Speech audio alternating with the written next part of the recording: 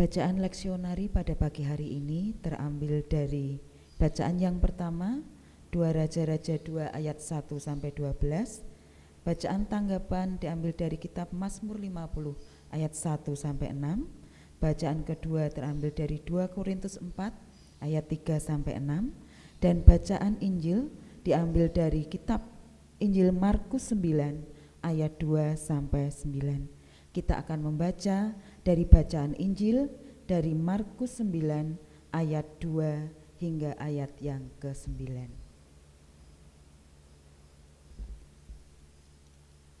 Markus 9 ayat 2 hingga yang ke-9. Yesus dimuliakan di atas gunung.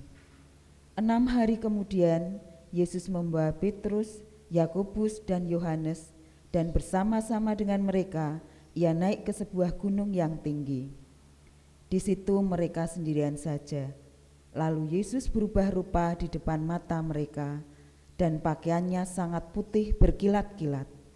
Tidak ada seorang pun di dunia ini yang dapat mengelantang pakaian seperti itu. Maka nampaklah kepada mereka Elia bersama dengan Musa. Keduanya sedang berbicara dengan Yesus. Kata Petrus kepada Yesus, "Rabi, betapa bahagianya kami berada di tempat ini. Baiklah kami dirikan 3 kemah, 1 untuk engkau, 1 untuk Musa, dan 1 untuk Elia." Ia berkata demikian sebab tidak tahu apa yang harus dikatakannya, karena mereka sangat ketakutan. Maka datanglah awan menaungi mereka, dan dari dalam awan itu terdengar suara, "Inilah anak yang kukasihi, dengarkanlah dia."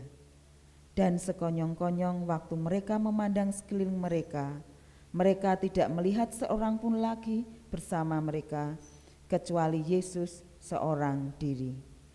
Pada waktu mereka turun dari gunung itu, Yesus berpesan kepada mereka, supaya mereka jangan menceritakan kepada seorang pun apa yang telah mereka lihat itu, sebelum Anak Manusia bangkit dari antara orang mati. Demikianlah firman Tuhan. Yang berbahagia adalah mereka yang mendengarkan firman Tuhan dan yang memelihara dalam kehidupannya. Haleluya.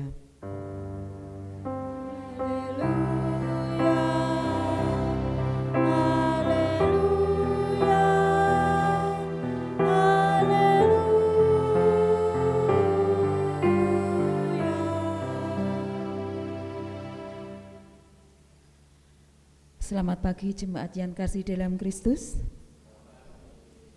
Pagi ini dalam ibadah Minggu Transfigurasi dari Sinode memberikan tema khotbah untuk pada pagi hari ini dengan judul "Berbahagialah orang yang melihat kemuliaan Allah." Dan setelah mendengarkan firman Tuhan melalui tema khotbah pada pagi hari ini, diharapkan agar jemaat dapat menemukan kebahagiaan hidup dengan melihat dan merasakan karya penyelamatan Yesus sebagai suatu bentuk kemuliaan dari Tuhan. Bapak Ibu dan jemaat yang kasih dalam Tuhan, jika pada kita ditanyakan apa sih yang dapat membuat kita bahagia, mungkin sebagian dari kita akan menyebutkan satu persatu sumber kebahagiaannya. Berbagai jawaban akan muncul. Misalnya, saya bahagia jika saya dapat mendapatkan pekerjaan dengan gaji yang tinggi. Mungkin ada yang berpendapat, saya berbahagia jika studi saya berhasil, saya dapat lulus meraih gelar sarjana dengan predikat cum laude. Mungkin juga ada yang akan merasakan bahagia jika mendapatkan pasangan hidup atau jodoh seperti yang diharapkan, diinginkan. Dan sebagian besar mungkin akan merasa bahagia jika mampu memiliki harta kekayaan yang diidam-idamkan sebagian besar orang di dunia ini. Jemaat yang kasih Tuhan, segala jawaban tadi memang tidak salah. Termasuk jika seorang merasa bahagia jika hidupnya berkelimpahan dengan harta, hidupnya dipenuhi dengan harta benda, dengan emas, berlian, dan simpanan uang, kekayaan dalam jumlah yang banyak. Karena semuanya itu memang selama di dunia ini biasanya orang menganggap bahwa kelimpahan harta itu adalah suatu tujuan dari kehidupannya. Setiap apa yang dilakukan, setiap apa yang dikerjakan, hampir semua orang menganggap bahwa itu adalah sumber kebahagiaannya. Itu adalah cita-citanya yang akan diraih atau diupayakan. Dan sudah menjadi bahan yang umum atau hal yang umum jika harta, kemewahan, jabatan, pendidikan yang tinggi itu pada akhirnya menjadi tolok ukur, menjadi ukuran bagi manusia untuk melihat kemuliaan dan melihat derajat dari seseorang itu. Banyak orang yang memandang bahwa kebahagiaan, kemuliaan, atau kehormatan seseorang itu ditentukan dari tingkat pendidikannya, ditentukan dari banyaknya harta yang dimiliki, atau ditentukan dari kekuasaannya, jabatan yang dimiliki. Kecenderungan kita melihat bahwa orang yang memiliki harta berlimpah, jabatan tinggi, pendidikan yang tinggi, kita pandang sebagai orang yang berbahagia. Kita melihat itu semua sebagai keberhasilan dalam kehidupannya. Dan kita akhirnya mencap orang-orang dengan demikian itu orang yang berbahagia, yang lebih tinggi derajatnya, lebih memiliki kemuliaan dalam kehidupannya. Dan bukan hal yang mengejutkan lagi jika semuanya itu pada akhirnya menjadi ukuran kita manusia selama kita hidup di dunia ini. Tetapi Bapak dan Ibu yang kasih dalam Tuhan, tetapi apakah memang semua itu sungguh-sungguh kemuliaan hidup yang akan membawa kebahagiaan?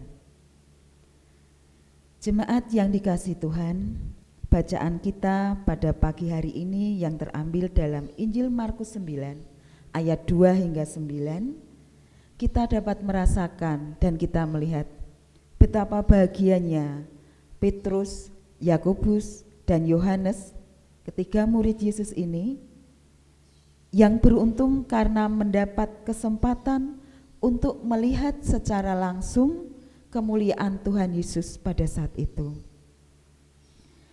Perikop yang kita baca ini mengisahkan tentang Yesus yang membawa ketiga muridnya itu, Petrus, Yohanes, dan Yakobus, di tengah kesibukan pelayanan Tuhan, di tengah kesibukan karya Tuhan pada waktu itu untuk menyembuhkan, mengajar, mengambil waktu khusus setiap saat untuk berdoa di tempat yang sepi.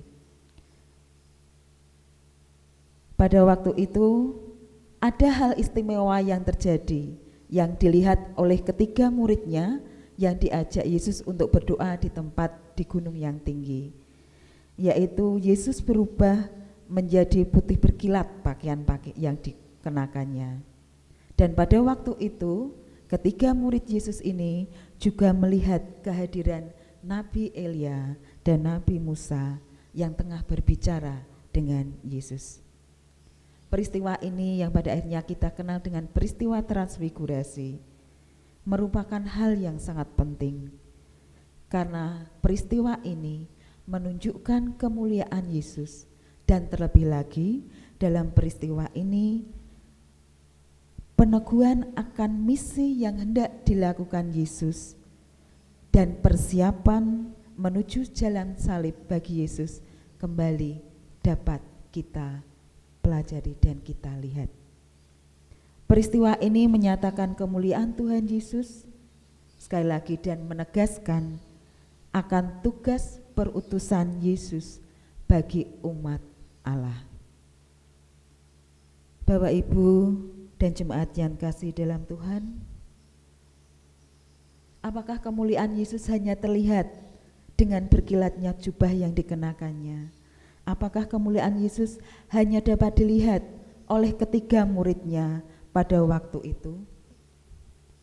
Markus 2 ayat 9 menyatakan bahwa Yesus juga berpesan kepada ketiga muridnya agar mereka tidak menceritakan peristiwa yang terjadi di atas gunung tersebut kepada siapapun sebelum Yesus bangkit dari antara orang mati.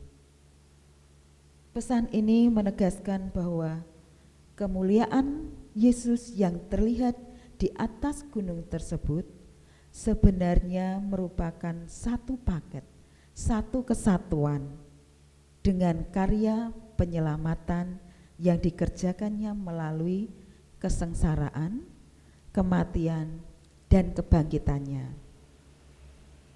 Kita tidak bisa melihat kemuliaan Yesus hanya dari peristiwa transfigurasi yang terjadi di puncak gunung ketika Yesus berdoa pada waktu itu yang disaksikan oleh ketiga muridnya.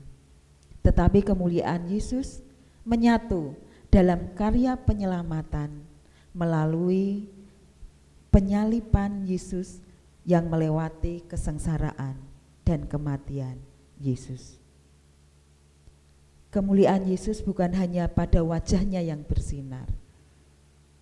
Kemuliaannya terkait erat dengan karya yang dilakukan, yaitu pengorbanan diri, menanggung sengsara demi menebus dosa manusia dan menyelamatkan manusia. Jemaat yang dikasihi Tuhan Yesus, sesungguhnya bahwa kemuliaan Allah ada dalam setiap karyanya di dunia hingga saat ini. Kemuliaan Allah tidak hanya terlihat pada 2000 tahun yang lalu sebelum Yesus disalibkan, tetapi kemuliaan Allah senantiasa ada dalam kehidupan kita, yang dapat kita lihat, yang dapat kita rasakan, bukan hanya oleh 3 muridnya, tetapi oleh kita semua, umat pilihan Allah hingga saat ini, melalui karya pemeliharaan Kristus dalam kehidupan kita. Jadi kemuliaan Allah bukan sesuatu yang hanya dapat kita lihat, hanya dapat kita baca, dan bukan sesuatu yang ada jauh di atas langit, bukan hanya sesuatu yang terjadi pada ribuan tahun yang lalu, tetapi kemuliaan Allah selalu hadir di tengah kehidupan kita hingga saat ini. Bapak, Ibu, dan jemaat yang terkasih, terkadang kita terjerumus pada pemikiran kemanusiaan kita bahwa Allah berkarya melalui kejadian-kejadian yang istimewa. Allah berkarya hanya dapat dilihat oleh orang-orang yang istimewa, orang-orang tertentu saja. Tetapi sejatinya bahwa kemuliaannya itu tidak hanya ada dalam peristiwa-peristiwa yang spektakuler, tidak hanya ada dalam peristiwa-peristiwa yang hanya mampu dilihat oleh orang-orang tertentu, yang hanya tampak pada orang-orang yang istimewa secara rohani. Dalam setiap kehidupan kita, di sana Allah pasti hadir berkarya untuk menyatakan kasih dan pemeliharaan pada kita. Kadang kita melihat karya Allah, kadang kita merasakan melihat Allah berkarya ketika kita ada dalam suasana suka. Ketika kita ada dalam suasana hati yang gembira. Tapi pada dasarnya bahwa karya pemeliharaan Allah, kasih Allah selalu menyertai kita saat duka maupun saat suka, di saat kita sukses maupun saat kita mengalami kegagalan. Allah selalu berkarya pada saat kita sehat, bahkan pada saat kita sakit. Tuhan tidak pernah berhenti melakukan karyanya pada kita. Hanya kita manusia yang perlu belajar untuk dapat peka, melihat, merasakan, dan menyadari, serta meyakini betapa Allah itu selalu setia dalam berkarya dalam kehidupan kita setiap saat. Jadi sesungguhnya Bapak, Ibu, dan jemaat yang kasih dalam Tuhan, bahwa kebahagiaan yang sejati tidak hanya terletak pada kekayaan yang kita miliki, tidak terletak pada jabatan yang kita miliki, tidak hanya bersumber dari kesuksesan kita, tetapi ada dalam keyakinan kita akan karya Allah yang selalu bekerja dan hadir menyertai kehidupan kita. Tapi apa yang membuat kita seringkali gagal merasakan atau melihat kemuliaan Allah? Kegagalan melihat dan merasakan karya dan penyertaan Allah inilah yang membuat kehidupan kita jauh dari kebahagiaan yang kita inginkan. Seperti yang disampaikan oleh Rasul Paulus dalam tulisannya bahwa ada orang yang buta, bukan matanya, tetapi buta hati dan akal budinya. Mereka dibutakan oleh ilah zaman, yaitu kuasa jahat yang membuat orang dikuasai pikiran jahat. Tulisan Rasul Paulus dalam 2 Korintus 4 ayat 3 sampai 6. Saya bacakan untuk kita semua. 2 Korintus 4 ayat 3 sampai 6. Jika Injil yang kami beritakan masih tertutup juga, maka ia tertutup untuk mereka yang akan binasa, yaitu orang-orang yang tidak percaya, yang pikirannya telah dibutakan oleh ilah zaman ini, sehingga mereka tidak melihat cahaya Injil tentang kemuliaan Kristus yang adalah gambaran Allah. Sebab bukan diri kami yang kami beritakan, tetapi Yesus Kristus sebagai Tuhan dan diri kami sebagai hamba-Mu karena kehendak Yesus. Sebab Allah yang telah berfirman, dari dalam gelap akan terbit terang. Ia juga yang membuat terangnya bercahaya di dalam hati kita, supaya kita beroleh terang dari pengetahuan tentang kemuliaan Allah yang tampak pada wajah Kristus. Bapak, Ibu, dan saudara yang kasih, Rasul Paulus menyampaikan apa yang membuat kita tidak mampu merasakan, tidak mampu melihat kemuliaan Kristus. Kita memiliki indera perasa tapi kita tidak merasakan. Kita dapat melihat tapi kita seolah-olah seperti orang yang buta, tidak mampu melihat kemuliaan Kristus. Karena ada dalam hati kita yang dibutakan oleh ilah zaman ini. Apa itu? Rasa iri, rasa dengki, pikiran yang negatif, pikiran-pikiran yang dikuasai kejahatan. Inilah sebenarnya yang membuat kita buta, yang membuat kita tidak mampu merasakan betapa besar karya kemuliaan Kristus dalam kehidupan kita. Yang kedua, Bapak Ibu, apa yang membuat kita tidak mampu merasakan dan melihat karunia Allah? Apa yang tidak mampu membuat kita melihat kemuliaan Kristus? Karena kehidupan kita seringkali kita hanya mengandalkan kekuatan kemanusiaan kita. Kita hanya bersandar pada kekuatan kita sendiri, lupa bahwa kehidupan kita harus mengandalkan Tuhan.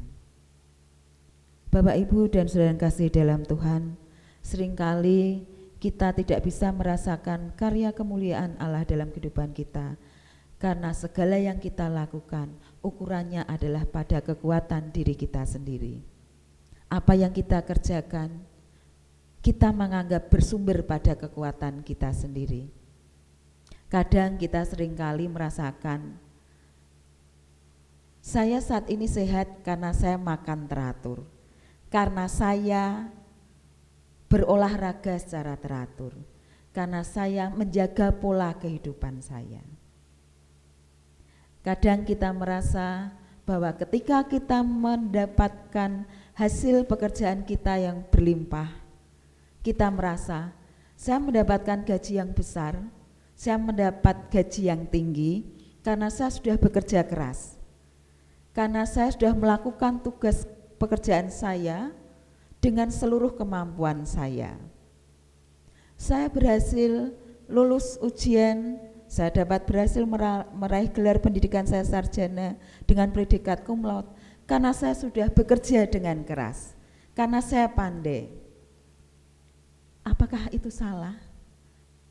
Tidak salah sebenarnya, tetapi ketika kita hanya mengandalkan aku, kekuatanku, karena saya pandai, karena saya mampu, karena saya bisa, inilah yang akan menyebabkan kita gagal merasakan dan melihat karya Allah.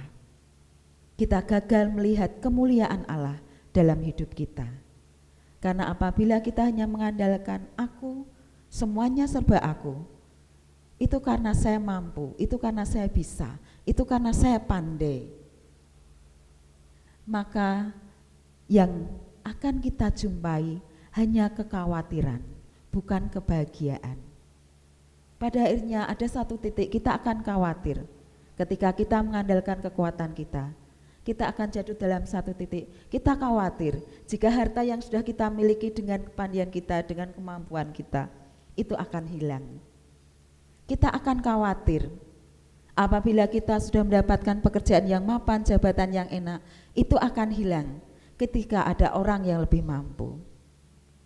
Kita akan khawatir jika suatu saat karena usia kita akan jatuh sakit. Bapak, Ibu, dan jemaat yang terkasih, apabila kita menomorsatukan keakuan kita, maka bukan kebahagiaan yang akan kita dapat, tetapi kekhawatiran pada akhirnya yang kita dapat. Inilah yang akan menjadikan penyebab kegagalan kita untuk dapat merasakan kemuliaan Tuhan dan melihat kemuliaan Tuhan dalam kehidupan kita. Terus bagaimana agar kita mampu kembali melihat, kita mampu kembali dapat merasakan kemuliaan Allah dalam kehidupan kita?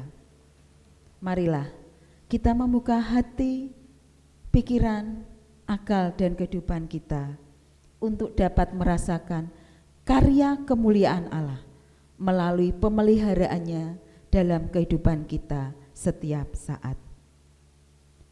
Pada dasarnya kemuliaan Allah nyata ketika kita diberi kesempatan untuk melakukan hal-hal biasa yang secara umum kita tidak melihat sebagai hal istimewa. Karya kemuliaan Allah itu nyata ketika kita dapat menghirup nafas.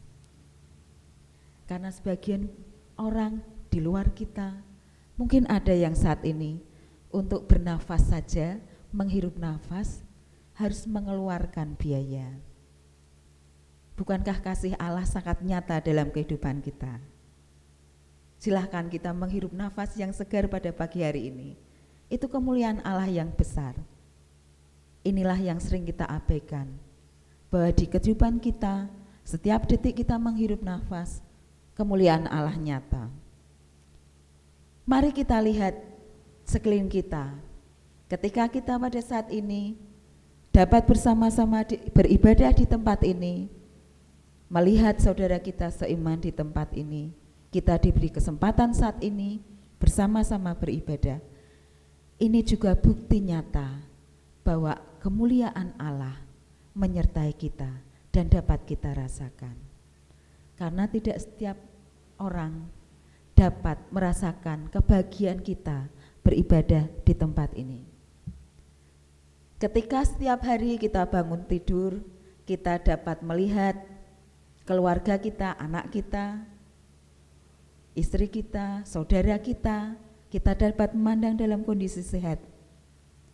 Itu sebenarnya kemuliaan Allah, pemeliharaan Allah yang nyata dalam kehidupan kita.